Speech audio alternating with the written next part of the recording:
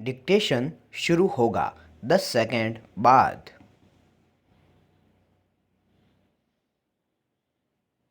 शुरू।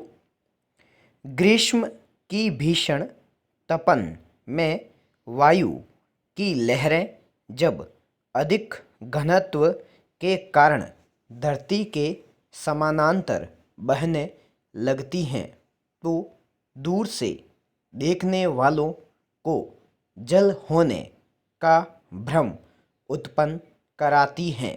विराम। इसी भ्रम में प्यासा मृग प्यास बुझाने की इच्छा से उसकी ओर भागता हुआ प्यास को और अधिक बढ़ा लेता है, पर प्यास नहीं बुझती। विराम। अंततः हाँफते हुए प्राण त्याग देता है। विराम। इसी को मृग तृष्णा कहते हैं। विराम। भारतीय दर्शन में जीव की सांसारिक इच्छाओं को मृग तृष्णा के समान बताया गया है, जो कभी पूर्ण नहीं होती। विराम। महाभारत के एक प्रसंग के अनुसार शुक्राचार्य से शापित असमय वृद्ध अतृप्तकामी राजा ययाति को उनकी याचना पर पुत्र पुरु ने अपनी युवावस्था तो दे दी, पर बहुत वर्षों तक भोग करने पर भी उनकी इच्छाएं अतृप्त ही रहीं। विराम। अंततः वास्तविकता ज्ञात होने पर युवावस्था पुत्र को पुनः लौटा दी। विराम। पैरा। महाभारत में ही कहा गया है, जैसे घी डालने पर अग्नि और अधिक प्रज्वलित होती है, उसी प्रकार इच्छाएं सुरसा के मुख के समान और अधिक बढ़ती हैं। विराम। मनुष्य की स्थिति यही है। विराम। वह मृग तृष्णा में जी रहा है। विराम।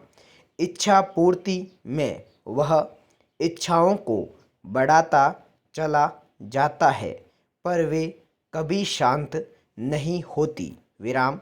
इसी प्रवृत्ति के कारण उसे जीवन में कभी शांति नहीं मिलती और उस हताश निराश मृग के समान इस धरती से विदा ले लेता है। विराम। आज समाज में सर्वत्र अशांति का कारण मानव की यही अतृप्त कामनाएं हैं। विराम। यही भ्रष्टाचार की जन्मदात्री हैं। विराम।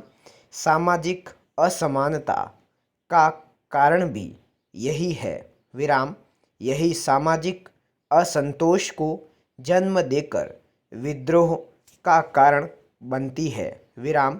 सामाजिक एवं नैतिक अपराध के मूल में यही मनुष्य की मृग तृष्णा है।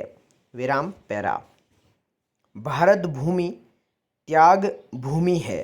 विराम। यहाँ महर्षि दधीचि ने लोकहित में अपनी अस्थियां भी दान कर दी थीं, क्योंकि वे जीव और जगत दोनों की वास्तविकता को जानते थे। विराम। उन्हें यह तत्व ज्ञान था कि भोग तृष्णा से निवृत्ति के लिए भोग नहीं, भोगों से उपरति चाहिए। विराम। जीवन में सफलता पाने के लिए कठोर परिश्रम व लगन के साथ साथ धैर्य का होना भी अत्यंत आवश्यक है। विराम।